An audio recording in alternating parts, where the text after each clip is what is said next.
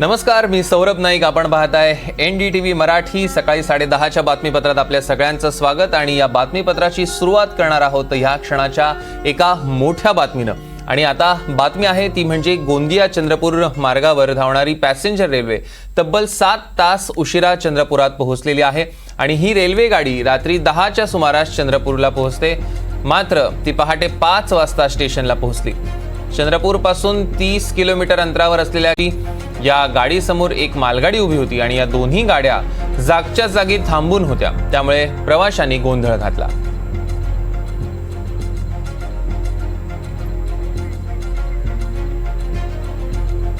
या क्षणाची मोठी बातमी आपण बघतोय. गोंदिया चंद्रपूर मार्गावर धावणारी पॅसेंजर रेल्वे तब्बल 7 तास उशिरा पोहोचलेली आहे. रेल्वे गाडी रात्री 10च्या सुमारास चंद्रपुरात पोहोचते, मात्र पहाटे 5 वाजता ती स्टेशनला पोहोचली. केळझर गावाजवळ ही रेल्वे गाडी रात्रभर उभी होती. खरं तर या गाडीसमोर एक मालगाडी उभी होती आणि या दोन्ही गाड्या जागच्या जागी थांबून होत्या. त्यामुळे प्रवाशांनी अक्षरशः गोंधळ घातलेला आहे. ही आपण दृश्य बघतोय. प्रवासी कसे कंटाळून गेलेले होते. चंद्रपुरातली ही पॅसेंजर रेल्वेची दृश्य.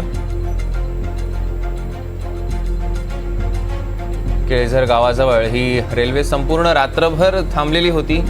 त्यामुळे प्रवाशांनी गोंधळ घातला. तब्बल 7 तासांचा उशीर या पॅसेंजर ट्रेनला पोहोचायला झालेला आहे.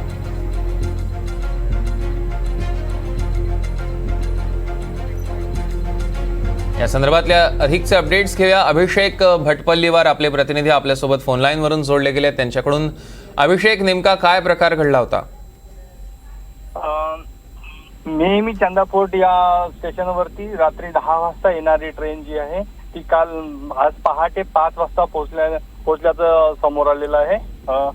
चंदाफोर्ट स्टेशन जवळ असलेलं केळझर हे स्टेशन आहे. त्या केळझर स्टेशनवरच जवळपास 7 तास जी ट्रेन आहे ती पॅसेंजर ट्रेन थांबून होती. त्या थांबल्यामुळे समोर त्यांच्या मालगाडी असल्यामुळे जवळपास 7 तास ट्रेन तिथेच होती आणि त्या गोंधळाचं वातावरण प्रवाशांनी केलं. त्याच्यानंतर प्रवाशांना उशिरा माहीत झालं की समोर एक ट्रेन जी आहे ती थांबलेली आहे.